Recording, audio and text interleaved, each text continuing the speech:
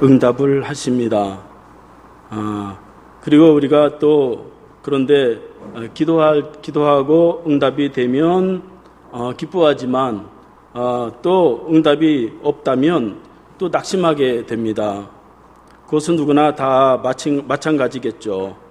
믿음이 좋은 목사도 기도하고 응답이 안 되면 낙심할 수밖에 없습니다. 그래서 기도하고 낙심하는 그러한 일들은 다 누구나 경험하는 그런 일이라고 할 수가 있습니다. 그러니까 기도에 대한 응답이 없어서가 아니라 내 방식대로 응답이 안 돼서 낙심하는 거죠. 그래서 오늘 본문을 통해서 우리가 기도하고 낙심하지 않으려면 어떻게 해야 되는가 하는 것들을 살펴보려고 합니다. 오늘 본문에 보면 예수님이 제자들에게 기도하고 낙심하지 말 것을 비유로 말씀하고 있습니다. 1절 말씀에 보면 예수께서 그들에게 항상 기도하고 낙심하지 말아야 할 것을 비유로 말씀하여, 그러니까 예수님께서는 이제 기도하고 낙심하려고 그렇게 비유로 말씀하셨는데, 그 이유는 예수님이 이제 곧 십자가에서 못 박혀 죽으실 텐데 이제 제자들이 원하는 것이 아니었는데 그 모습을 보면은 분명히 낙심하게 될 것은 뻔하기 때문에 이제 제자들에게 기도하고 낙심하지 말라 그렇게 말씀하고 하면서 낙심할 때를 미리 대비하라고 말씀하고 있는 것입니다. 그러니까 기도하고 낙심하는 그러한 사람들이 예전에도 있었지만 오늘날도 다 이렇게 있다 하는 것이죠.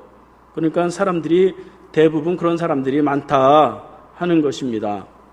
그래서 우리가 이렇게 낙심하는 일들이 많은데 어떻게 하면은 그러면 낙심하지 않을 수가 있겠느냐 하는 것들을 세 가지만 살펴보도록 하겠습니다.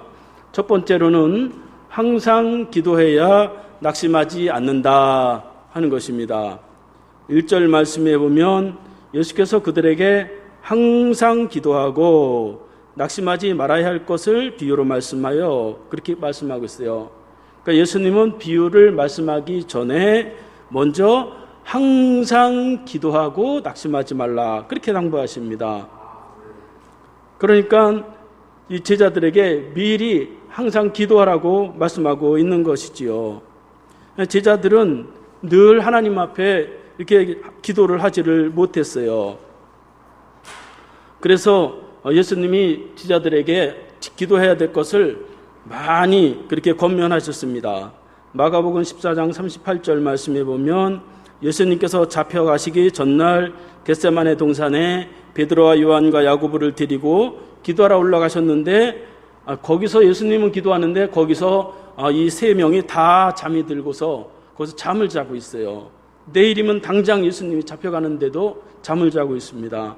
그러니까 예수님이 한 번, 두 번, 세 번까지 와서 깨우고 그렇게 반복하면서 깨어 기도할 수 없느냐 그렇게 말씀하십니다.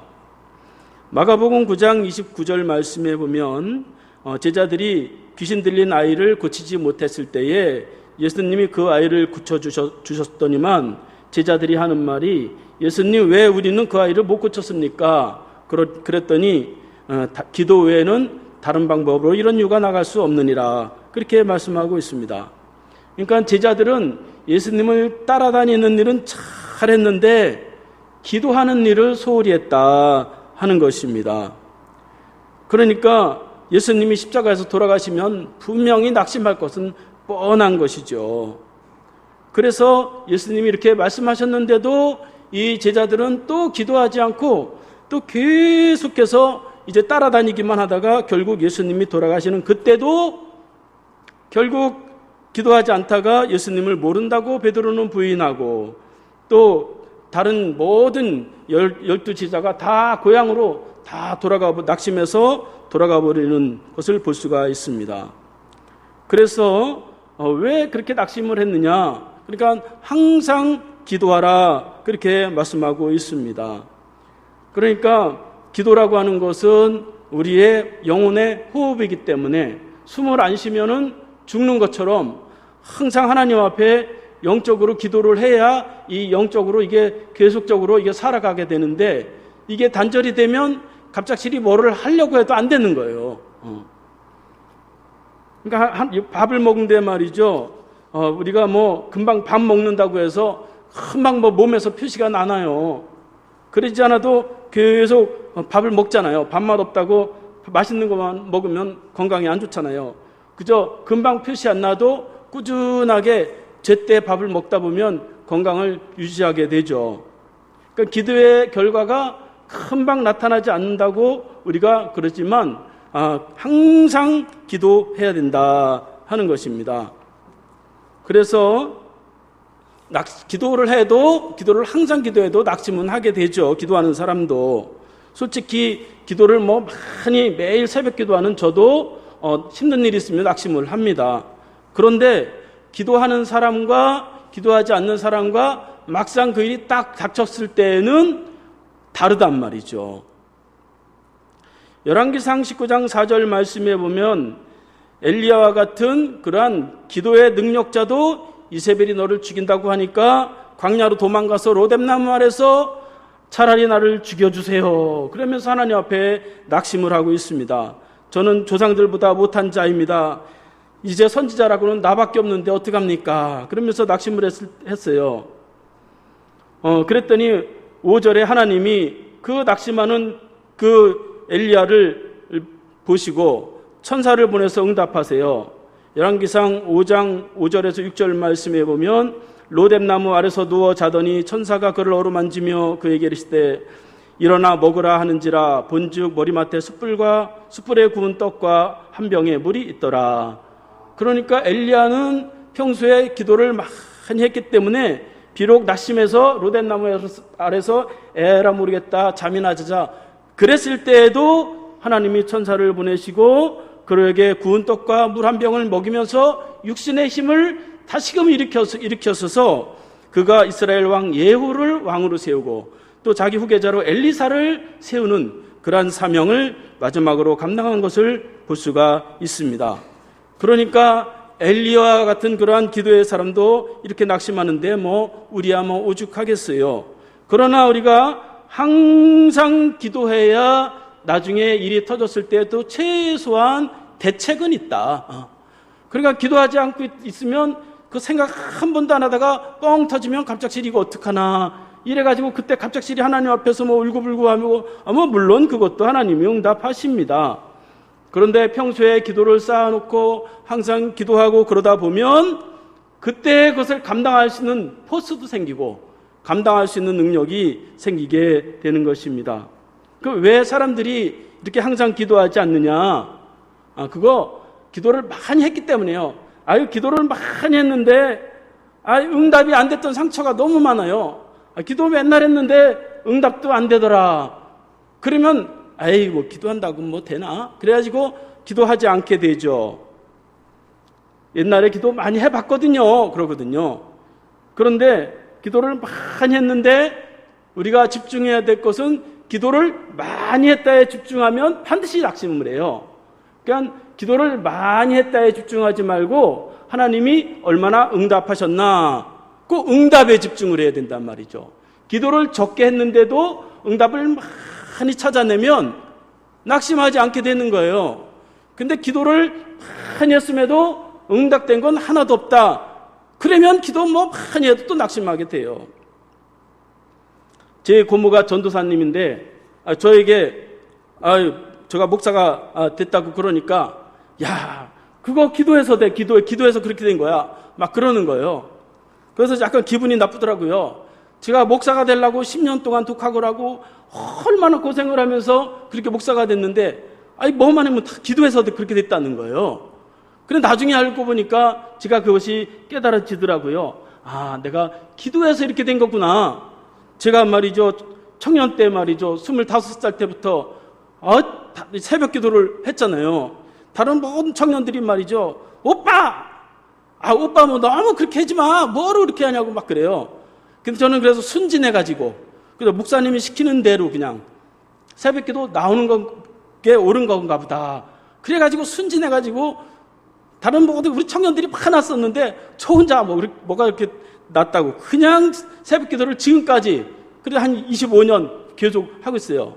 그러니까 저같이 부족한 사람도 항상 기도하니까 저는 그렇게 생각합니다. 이제는 내가 잘나서 한 거 하나도 없다. 하나님이 기도해서 그 기도의 열매로 이렇게 목사가 되게 됐구나. 그거를 알게 되었습니다. 그러니까 항상 기도해야 되고 그 기도를 많이 했다 보다 기도의 응답을 자꾸 찾아내야 된단 말이죠. 근데 어떤 권사님은 조그만 좋은 일이 있어도 아이고 그거 하나님 앞에 기도응답이야. 기도는 별로 안 하는 것 같은데 다 기도응답이래요. 그런데 그런 사람들이 잘 풀리더라고요. 제가 목회를 해보니까. 근데 어떤 사람은 기도를 얼마나 많이 하는지 몰라요. 그런데 기도 응답된 건 하나도 없다고 맨날 그래요. 그런 사람은 또 안 풀리더라고요. 그러니까 하나님 앞에 이 기도 응답을 많이 찾아내는 게 능력이다. 기도의 능력은 내가 많이 했다. 그게 기도의 능력이 아니라 기도의 그 응답을 자꾸 찾아내야 돼요. 별것도 아닌 걸 가지고 말이죠.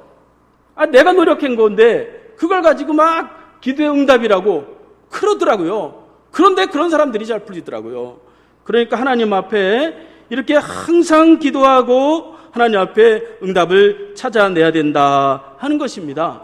그것이 바로 우리가 낙심하지 않게 되는 것이다 하는 것입니다.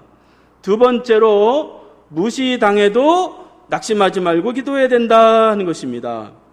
2절 3절 말씀에 보면 이르시되 어떤 도시에 하나님을 두려워하지 않고 사람을 무시하는 한 재판장이 있는데 그 도시에 한 과부가 있어 자주 그에게 가서 내 원수에 대한 나의 원한을 풀어주소서 그렇게 말합니다. 본문에 보면 예수님의 비유에서 두 사람이 나오고 있는데 한 사람은 재판장이고 한 사람은 과부예요. 그런데 이 재판장이 어떤 사람이에요? 2절 말씀 보니까 하나님을 두려워하지 않고 사람을 무시하는 그러한 재판장이에요. 그러니까 이 말의 뜻은 하나님도 무시하고 사람도 무시하는 사람이다. 그런 뜻이에요. 그 6절 말씀에 보면 이 재판장을 딱 한 테마로 딱 정리를 했는데 불의한 재판장이다. 그렇게 정리를 했어요. 6절 말씀에 보니까 주께서 이르시되 불의한 재판장의 말을 들으라. 그렇게 말씀하고 있어요.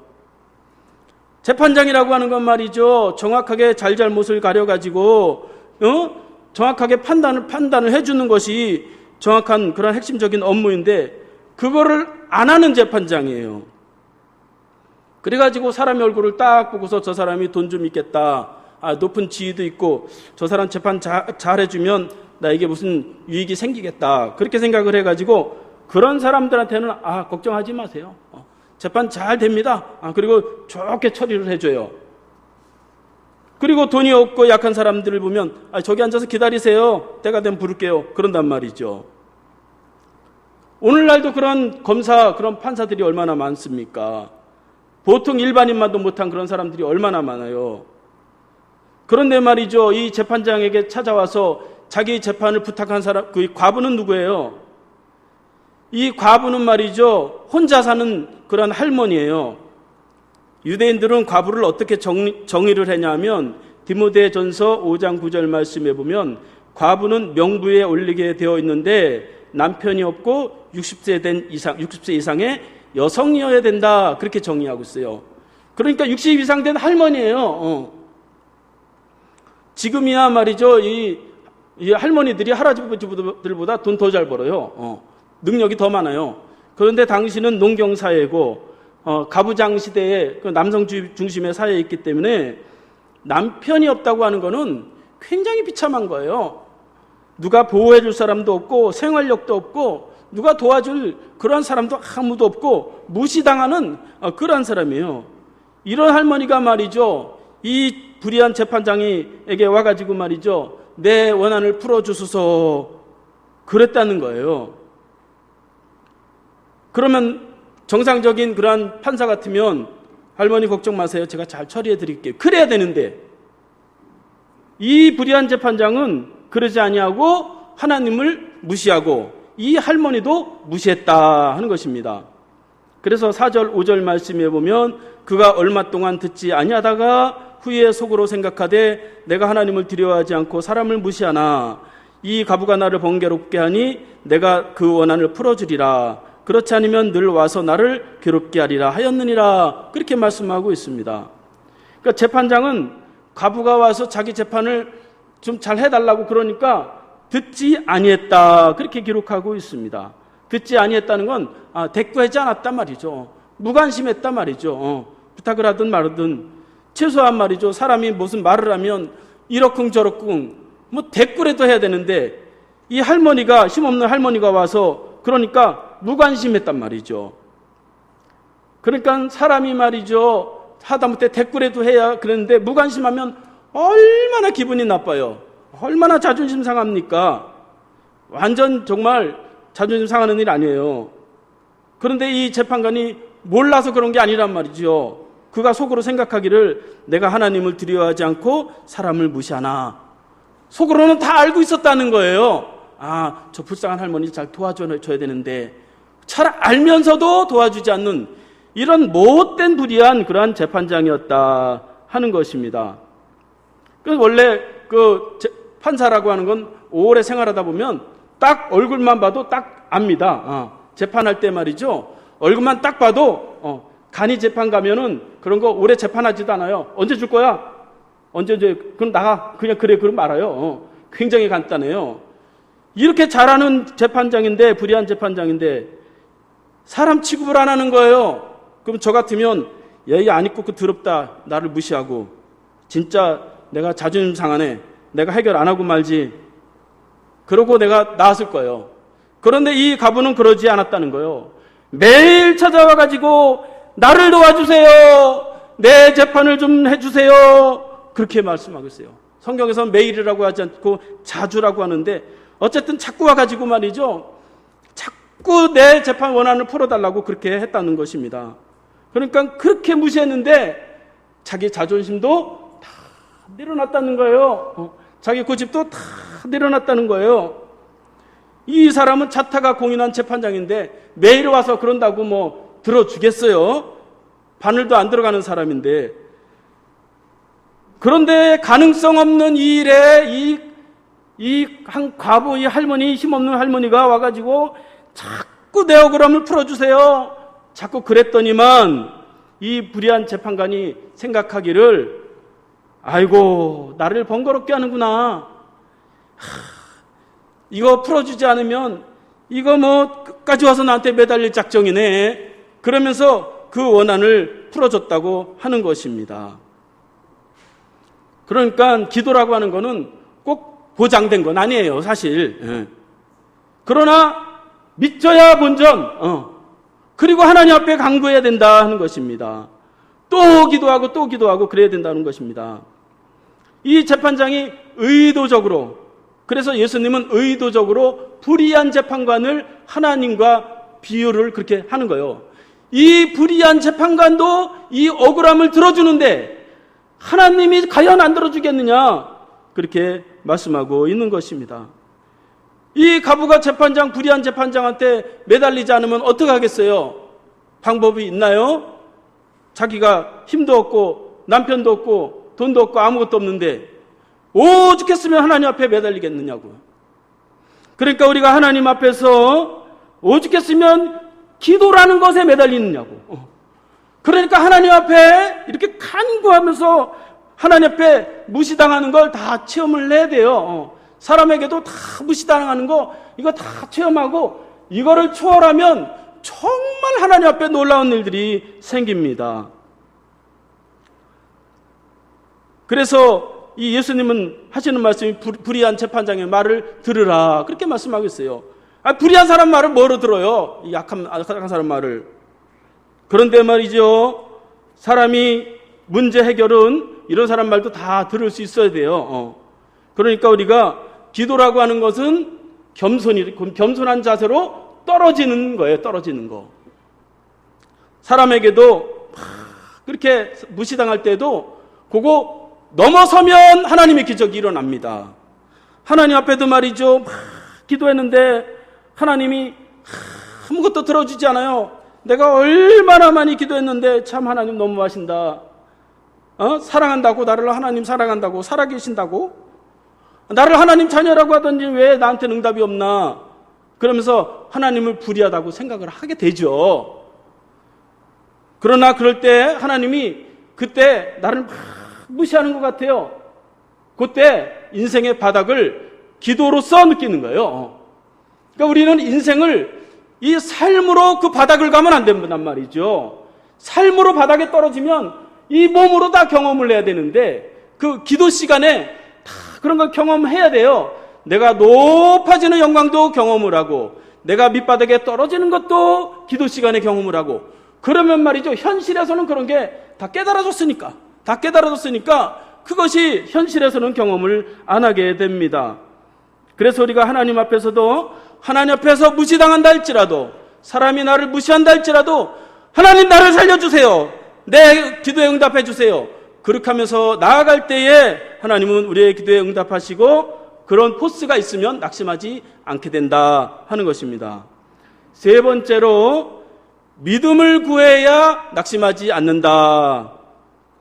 7절 8절 말씀에 보면 하물며 하나님께서 그 밤낮 부르짖는 택하신 자들의 원한을 풀어주지 아니하시겠느냐 그들에게 오래 참으시겠느냐 내가 너에게 이르노니 속히 그 원한을 풀어주리라 그러나 인자가 올 때에 세상에서 믿음을 보겠느냐 그렇게 말씀하세요.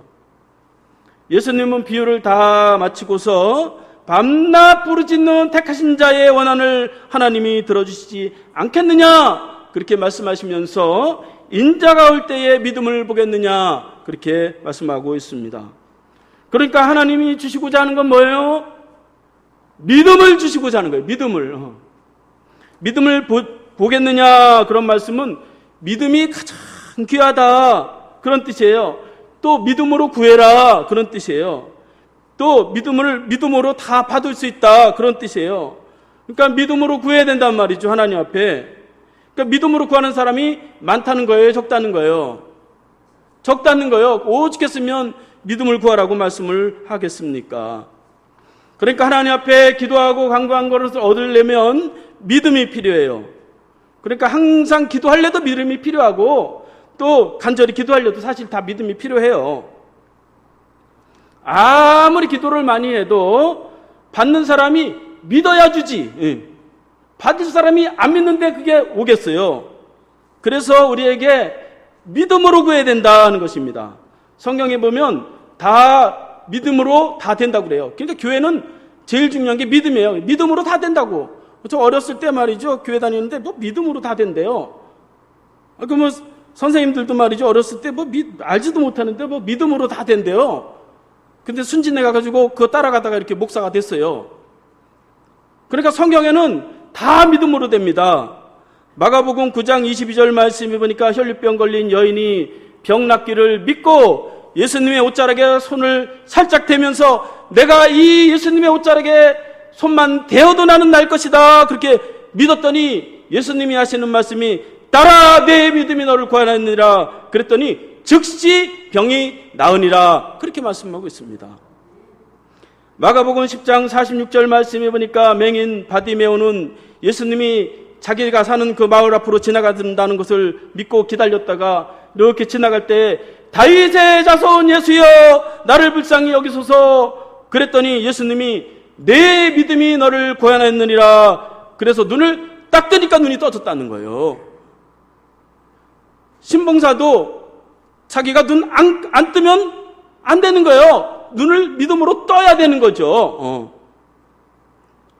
그러니까 눈이 떠야 되지. 나는 맹인인데 그러면서 기도는 많이 하는데 나는 맹인인데 못 떠. 그러면 못 뜨는 거예요. 그러니까 믿음이 중요하단 말이죠.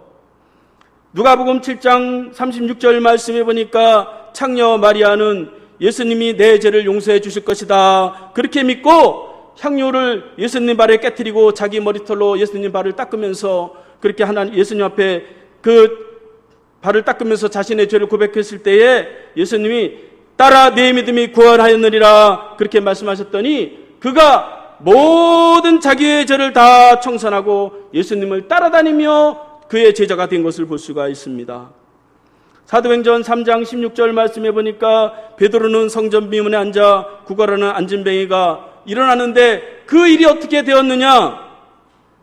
3장 13절 말씀해 보니까 그것은 예수를 믿음으로 됐다. 그렇게 말씀하고 있습니다. 그러니까 다 믿음으로 되는 거예요. 기도가 다 믿음으로 되는 거예요. 믿지 않으면 못 받는 겁니다. 심지어 말이죠, 남의 일을 믿었는데도 돼요, 다른 사람이. 그래서 마가복음 2장 5절 말씀에 보면 네 사람이 중풍병 걸린 사람을 고쳐주려고 예수님 계신 지붕을 뚫고 줄로 매달아서 예수님 앞에 데려왔더니 예수님이 하신 말씀이 그 네 사람의 믿음을 보고 중풍병자를 고쳐줬어요. 그러니까 다른 사람의 믿음을 보고도 남의 병도 고쳐주는 거예요. 마태복음 8장 13절 말씀에 보니까 백부장이 하인의 병을 고치려고 예수님께 왔는데 예수님이 하시는 말씀이 그러면 내가 그 환자 있는 데 가서 고쳐줄까? 그랬더니 백부장이 하는 말이 예수님 가실 필요 없습니다. 여기서 말씀만 하시면 낫겠습니다. 그랬더니 환자가 없는데도 그 병이 나았어요. 그래서 예수님이 하시는 말씀이 이만한 믿음을 본 적이 없느니라 그렇게 말씀하고 있습니다. 그리고 하는 말씀이 내 믿음대로 되리라 그렇게 말씀하고 있습니다. 그러니까 다 믿음대로 되는 거예요. 믿음대로. 우리 인생은 다 믿음대로 되는 겁니다. 좋은 것을 꿈꾸고 좋은 것을 믿으면 그렇게 되는 거예요. 목사도 말이죠, 설교할 때도 하나님이 은혜 주실 것을 믿어야 설교가 되는 거예요. 예전에 말이죠, 설교를 하면서도 저 사람은 왜 설교를 안 들을까? 저 사람은 무슨 일이 있나? 왜 저 사람은 다른 일을 할까? 설교 시간에. 그러면서 설교를 하니까 말이죠, 제가 설교도 안 되고 저도 은혜도 안 돼요. 그래서 제가 깨달았어요. 하나님이 은혜 주신다. 하나님이 이 시간 축복을 주신다. 그러면서 설교해야 되겠구나. 그걸 깨달았어요.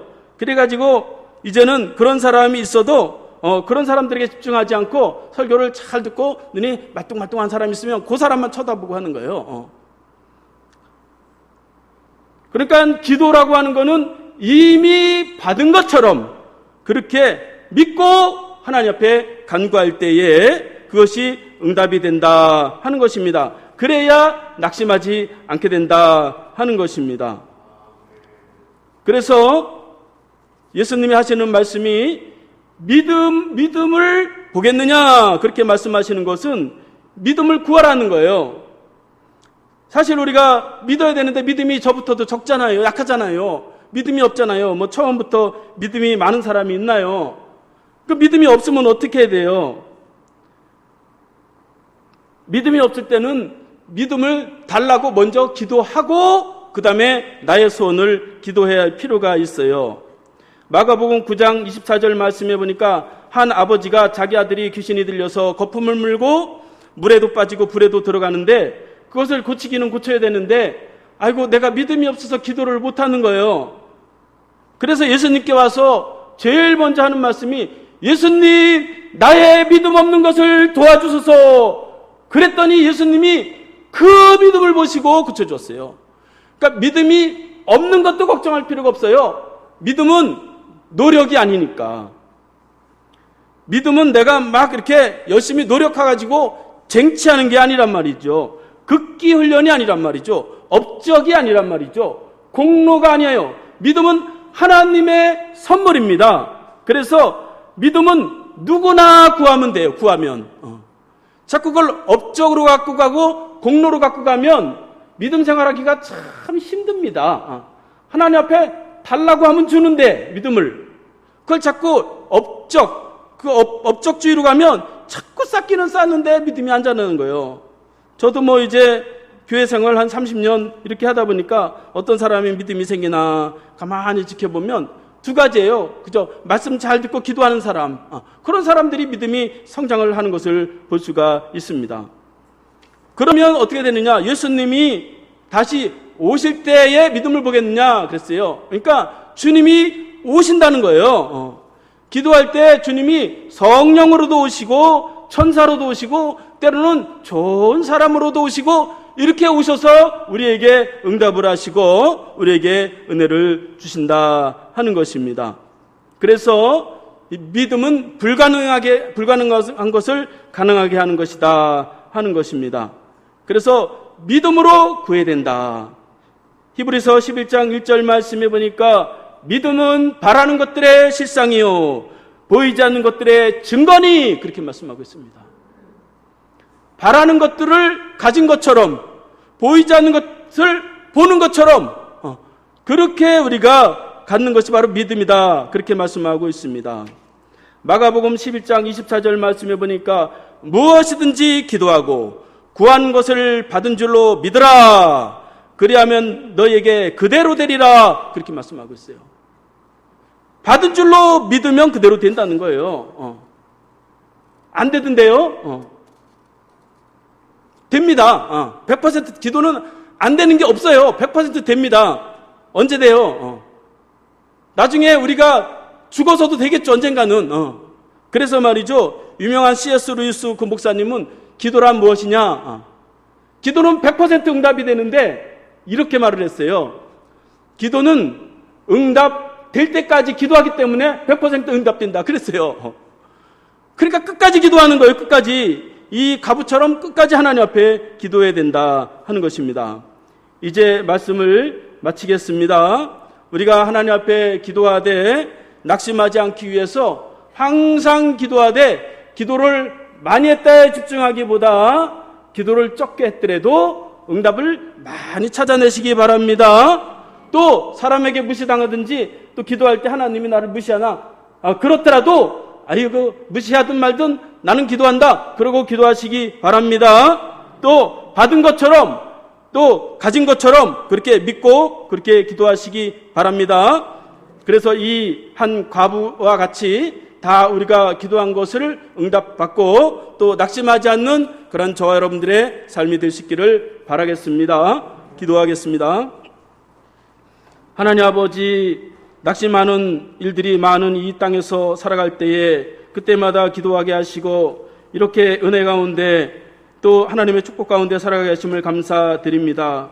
항상 기도하게 하시고 무시당할 때에도 기도하고 초월하게 하시고 믿음의 확신 가지고 기도하게 하셔서 낙심 가운데서도 놀랍게 응답되는 하나님의 역사를 이루게 하여 주시옵소서. 예수님의 이름으로 기도하옵나이다. 아멘. 일어나셔서 찬송하시겠습니다.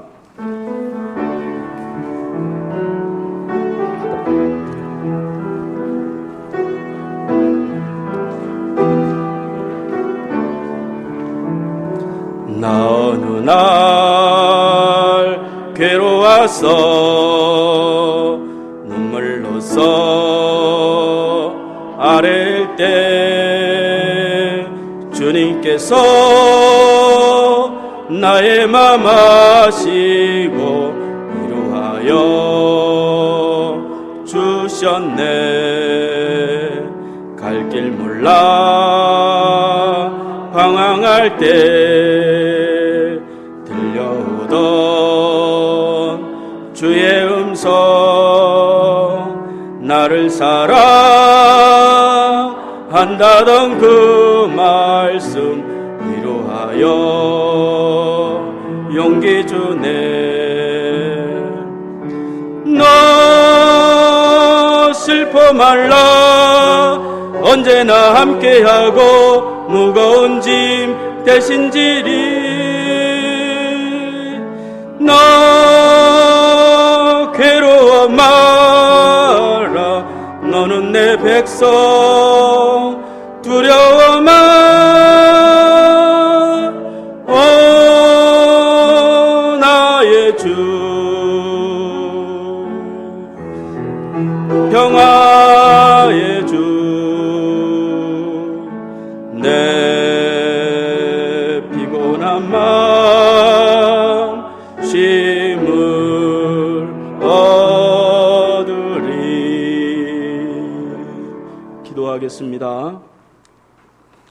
이제는 낙심하는 자를 위하여 기도를 가르치시고 하나님 우편에서 여전히 우리를 위해서 간구하시는 예수 그리스도의 은혜와 부르짖어 기도하는 자를 하나님이 축복하시는 그 하나님의 크신 사랑하심과 기도할 때 위로가 되시고 힘이 되시고 용기를 더하시는 성령님의 은혜가 오늘도 기도하고 낙심하지 않기를 다짐하는 심령들 머리머리 위에 지금부터 영원까지 함께 하시기를 간절히 축원하옵나이다. 아멘.